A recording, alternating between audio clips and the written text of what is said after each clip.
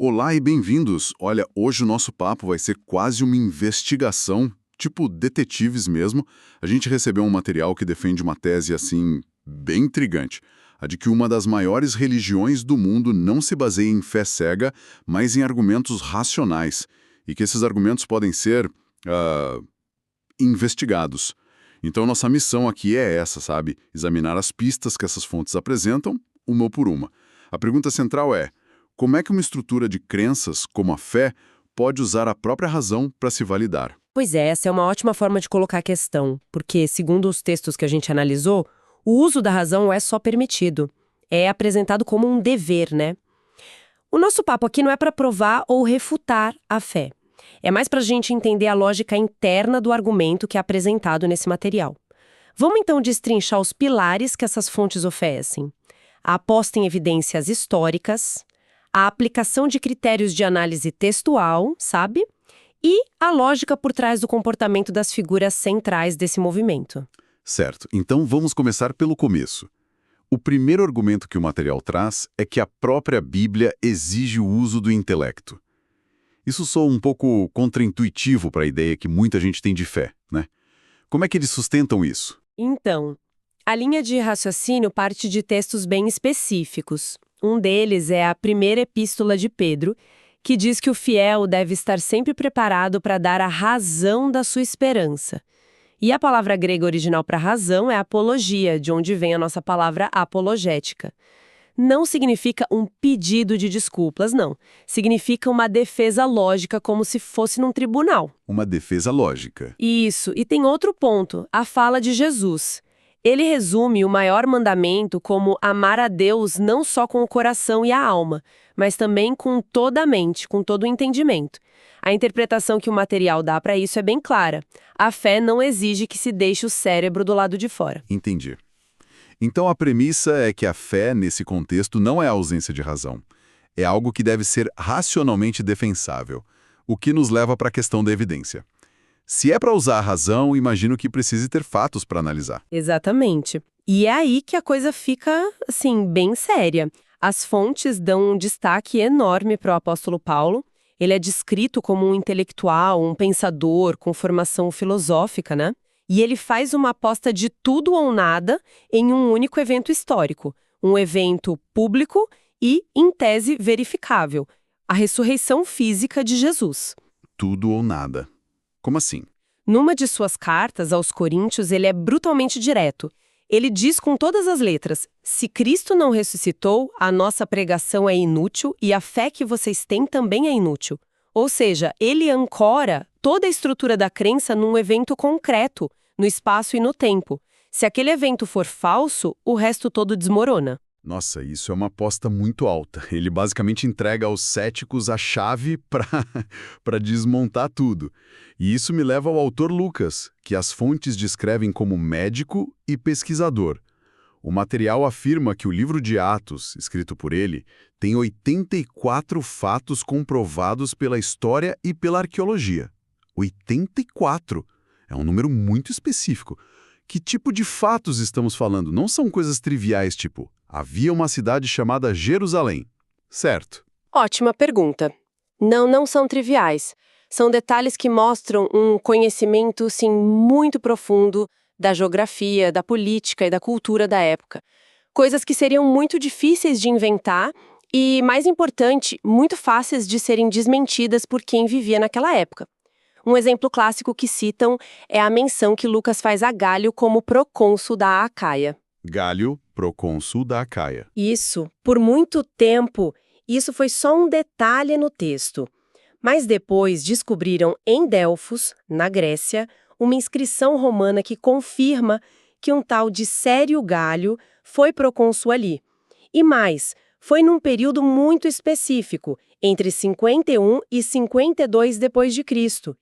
Isso permite datar a presença de Paulo na cidade de Corinto com uma precisão notável. Ah, então o valor não está só em confirmar o nome. É usar essa confirmação de fora para ancorar a cronologia da narrativa com uma precisão quase cirúrgica. É um ponto de dados que sincroniza o texto bíblico com a história romana. Exatamente. E esses detalhes vão se acumulando, sabe? Nomes de oficiais locais, títulos políticos que mudavam de uma região para outra, rotas marítimas, tem até a profundidade exata da água perto da ilha de Malta. Ao incluir esses detalhes, o autor está na prática dizendo: pode checar. As fontes argumentam que isso confere ao documento um valor acadêmico impressionante, a ponto de historiadores seculares usarem o livro de Atos como fonte confiável para entender a administração romana na Ásia Menor no primeiro século. Ok, a precisão histórica com base em evidências externas é um pilar forte. Mas isso fala da exatidão e do cenário. E quanto à credibilidade do roteiro, dos eventos em si? Como se avalia se os autores não estavam, sei lá, só inserindo uma história fictícia num cenário real e bem pesquisado? Essa é a transição perfeita para o segundo pilar, a análise interna do texto. E aqui, o material apresenta uma ferramenta da crítica textual que eu, particularmente, acho fascinante. O chamado critério do embaraço. Critério do embaraço, como assim? A lógica é simples e muito poderosa. Se você está inventando uma história para convencer as pessoas, por que você incluiria detalhes que são embaraçosos para você, para os seus líderes ou para sua mensagem? Faz sentido. Que tipo de detalhe embaraçoso? O exemplo mais forte que as fontes citam é o testemunho das mulheres na ressurreição. A gente precisa entender o contexto social da época. Na sociedade judaica antiga, o testemunho de uma mulher não tinha valor legal. As fontes chegam a comparar a validade desse testemunho à de uma garrafa d'água, ou seja, nulo. Espere um pouco. Você está dizendo que, numa cultura que legalmente desvalorizava o testemunho feminino, os autores escolheram justamente mulheres como as primeiras e principais testemunhas do evento mais importante de toda a sua narrativa? Isso parece um suicídio de marketing. Exato. Se o objetivo fosse criar uma história crível para uma audiência do primeiro século, a escolha lógica seria ter homens respeitados, Pedro, João, talvez um membro do Sinédrio. Eles teriam credibilidade instantânea. Mas não, os 4 evangelhos insistem que as primeiras pessoas a verem o túmulo vazio e a anunciarem a ressurreição foram mulheres, como Maria Madalena. A presença desse detalhe, que é totalmente contraproducente, é vista como um forte indício de que os autores estavam relatando o que eles acreditavam que aconteceu, e não fabricando uma história para ser aceita facilmente. Então, mas isso não poderia ser uma tática? Uma espécie de psicologia reversa, muito sofisticada? Talvez os autores fossem inteligentes o suficiente para saber que incluir detalhes embaraçosos tornaria a história mais crível ao longo prazo. As fontes abordam essa possibilidade. Essa é a objeção correta a se fazer, e a análise apresentada lida com isso. O argumento é que essa tática seria improvável pela consistência e pela quantidade de material embaraçoso, entende? Não é um truque isolado. Os textos estão repletos de detalhes que retratam seus heróis de forma bem negativa. Os apóstolos são mostrados como covardes que dormem quando Jesus pede para eles vigiarem no momento mais crítico. Eles discutem entre si sobre quem é o maior, mesmo depois de anos ouvindo sobre humildade. E tem o caso de Pedro, certo? O líder do grupo. O caso de Pedro é o mais emblemático. Ele nega conhecer Jesus 3 vezes e mesmo depois, já como líder da igreja, ele é repreendido publicamente pelo apóstolo Paulo por hipocrisia, por não querer comer com os não-judeus. Pensa bem, se você estivesse criando uma campanha de relações públicas para sua nova religião, você retrataria seu primeiro papa dessa forma? O argumento das fontes é que a constante presença desses embaraços sugere um compromisso com a memória dos fatos, por mais inconvenientes que fossem, e não com a construção de uma imagem idealizada. Então, se eu entendi bem, o argumento das fontes é que a incompetência, o medo e as falhas morais dos apóstolos, como descritas nos textos, são, paradoxalmente, uma evidência da honestidade dos autores. É isso mesmo? É exatamente essa linha de raciocínio. A ausência de uma maquiagem nos relatos é apresentada como um selo de autenticidade. Isso me leva a pensar nos próprios apóstolos.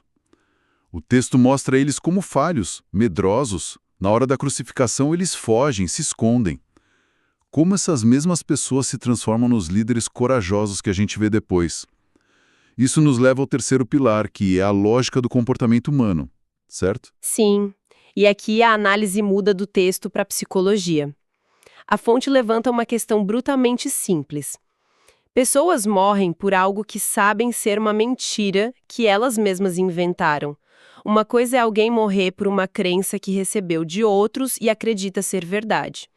Outra, completamente diferente, é um grupo de conspiradores morrer de forma violenta por uma história que eles fabricaram juntos na semana anterior. E não houve nenhum ganho material para eles, né?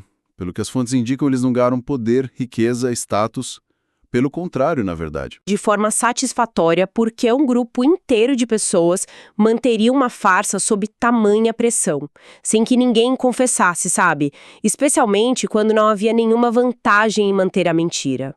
A transformação deles, de homens assustados em fuga para mártires convictos, é apresentada como um forte indício circunstancial de que algo aconteceu. Algo que os convenceu, para além de qualquer dúvida, de que o que pregavam era verdade. É um ponto que nos força a parar para pensar, e independentemente da crença de cada um, a psicologia por trás dessa transformação é poderosa. O que seria preciso para causar uma mudança tão radical e unânime num grupo de pessoas? Exato. E essa análise de comportamento nos leva ao último pilar apresentado, a coerência interna de todo o corpo de textos. Os números aqui são sempre citados porque são realmente impressionantes. A gente está falando de 66 livros, escritos por cerca de 40 autores diferentes, em 3 continentes, 3 línguas distintas, ao longo de um período de 1.500 anos. E os autores vêm de todos os espectros sociais: reis, pastores de ovelhas, pescadores, profetas, um médico, um cobrador de impostos. A pergunta que as fontes propõem é: como é possível que essa biblioteca tão diversa mantenha uma unidade temática e uma narrativa coesa do começo ao fim? E qual é a explicação proposta para essa coerência toda? A estrutura que os textos descrevem é que o Antigo Testamento, com suas leis, profecias e histórias, funciona como uma longa preparação que aponta para a figura de Cristo. Jesus, nesse sistema, age como uma lente interpretativa. Sem essa lente, a analogia usada no material é que o Antigo Testamento é como um arquivo de dados complexo e criptografado. A informação está toda ali, mas parece desconexa, às vezes até contraditória. Jesus, segundo o argumento, funciona como a chave de decodificação, que revela o padrão, a mensagem central e o sentido de tudo. Isso ainda parece um pouco abstrato. Você pode me dar um exemplo concreto de como essa chave de decodificação funciona na prática, segundo a análise? Claro. Um exemplo muito direto está na primeira página do Novo Testamento. O Evangelho de Mateus não começa com um milagre ou um grande discurso. Ele começa com uma genealogia, uma lista de nomes que parece, assim, bem entediante. Mas para um leitor judeu do primeiro século, aquilo era uma bomba. A genealogia conecta Jesus diretamente a 2 figuras centrais do Antigo Testamento: Abraão, o pai da nação, e o rei Davi. Isso não é um detalhe aleatório, entende? É uma declaração de intenções desde a primeira linha, afirmando que Jesus é o cumprimento de promessas seculares feitas a Abraão e a Davi. A genealogia funciona como a primeira peça que conecta os 2 testamentos. Entendi. Então a coerência não é apenas temática, mas é estrutural, com o Novo Testamento se apresentando explicitamente como a continuação e o cumprimento do Antigo. Exatamente. E essa coerência, que atravessa 15 séculos e dezenas de autores de culturas e épocas tão distintas, é o que as fontes chamam de um fenômeno literário único. E embora existam aparentes contradições, o argumento é que elas são resolvíveis dentro do sistema. E o argumento final que as fontes oferecem para explicar essa unidade impressionante é a ideia de que esses homens estavam sendo guiados ou inspirados por uma única mente, que no caso seria divina. Ok. Então, no final da nossa investigação, vamos recapitular as pistas. A gente começou com um mandamento interno para usar a razão. Depois, vimos a aposta em evidências históricas externas, como os detalhes precisos no livro de Atos. Analisamos a credibilidade interna do texto através do critério do embaraço, usando o testemunho das mulheres como um caso de estudo. investigamos a lógica do comportamento humano, questionando por que alguém morreria por uma mentira que não traz benefícios. E, por fim, examinamos a impressionante coerência interna da Bíblia, apesar da sua vasta diversidade de autores e épocas. Então, o que tudo isso significa? Se a gente conectar todos esses pontos, a tese central apresentada nas fontes não é apenas que fé e razão podem coexistir. É que neste sistema de crenças específico, elas são apresentadas como interdependentes. A razão e a investigação histórica são as próprias ferramentas exigidas para validar as alegações centrais. A ideia é transformar a fé, tirando-a do campo de um salto cego no escuro, porque seria, na visão desses autores, um passo calculado e confiante. Um passo baseado num corpo de evidências que convida ao escrutínio. Para encerrar, gostaríamos de deixar uma questão para reflexão que se baseia na nossa discussão, mas a expande. Se esses mesmos critérios de veracidade, a busca por evidência externa, o critério do embaraço, a lógica do comportamento dos proponentes e a coerência interna fossem aplicados rigorosamente a outras grandes narrativas da história, antigas ou modernas, o que elas revelariam sobre si mesmas?